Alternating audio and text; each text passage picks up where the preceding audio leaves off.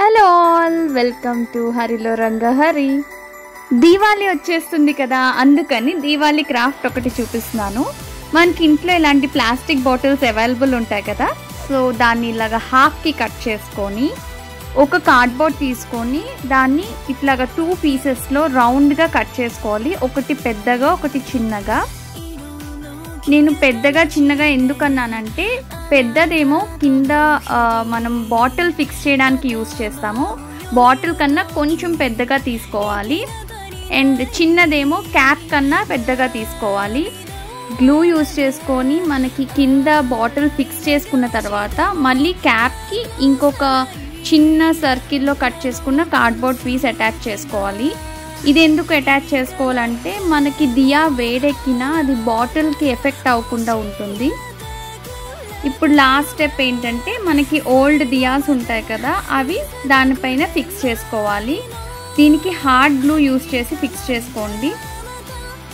ఇక్కడ నేను దియా మొత్తం మనకి కొంచెం మెరూన్ కలర్లో ఉంటుంది కదా, ఆ ఎఫెక్ట్ తీసుకురావడానికి రెడ్ అండ్ బ్రౌన్ మిక్స్ చేసి ఆ పెయింట్ వేసుకుంటున్నాను. సో దట్ కంప్లీట్ పెయింట్ వేసిన తర్వాత మొత్తం ఒక దియా లుక్ వస్తుంది. ఇది ప్లాస్టిక్ బాటిల్తో చేశారని మీరు చెప్తే కానీ ఎవరికి తెలీదు. సో ఇలాగ మొత్తం కలర్ వేసేసుకున్న తర్వాత దీని లుక్ అయితే చాలా డిఫరెంట్గా ఉంటుంది. న్యాచురల్ మట్టితో చేసిన దియాలాగా ఉంటుంది.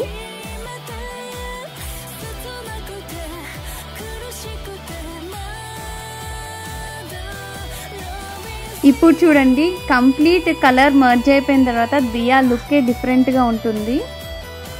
కలరింగ్ అంతా అయిపోయిన తర్వాత మీరు అలాగైనా వాడుకోవచ్చు, బట్ దానికి కొంచెం ఎలివేషన్ ఇవ్వాలి అంటే మనం దాని మీద ఏదైనా డిజైన్ వేసుకుంటే బాగుంటుంది. మోస్ట్లీ ఈ కలర్కి సూట్ అయ్యే డిజైన్స్ ఏంటంటే, మీరు వైట్ కలర్ ముగ్గు వేసుకోవచ్చు.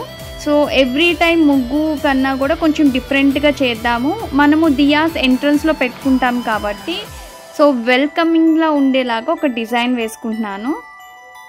వీటిని కలర్ చేయడానికి నేను కొన్ని వైబ్రెంట్ కలర్స్ యూస్ చేశాను. సో దట్ ఏంటంటే దీని మీద, ఈ కలర్ మీద బాగా కనిపిస్తాయి. ఈ డిజైన్ చూడడానికి మీకు కాంప్లికేటెడ్గా అనిపించవచ్చు, బట్ ఈజీగా వేసుకోవచ్చు. మనం ఫస్ట్ పెన్తో ట్రేస్ చేసేసుకున్నామంటే తర్వాత కలర్ ఫిల్లింగ్ అనేది చాలా ఈజీగా ఉంటుంది. అండ్ మనకి ఎక్కడెక్కడ బార్డర్స్ వస్తున్నాయి, ఎక్కడితో స్టాప్ చేయాలనేది కరెక్ట్గా ఐడెంటిఫై చేయొచ్చు.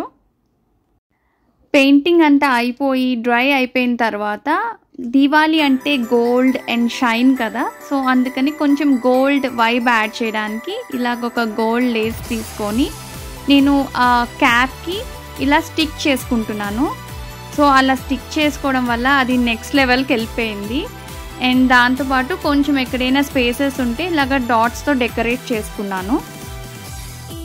మొత్తం అయిపోయాక చూడండి ఎంత బ్యూటిఫుల్గా క్యూట్గా ఉందో. So this is me and Srikanth welcoming Diwali. మీరు కూడా ఈ బ్యూటిఫుల్ క్రాఫ్ట్ని ఇంట్లో చేసుకొని ఎలా వచ్చిందో నాకు కామెంట్ చేయండి.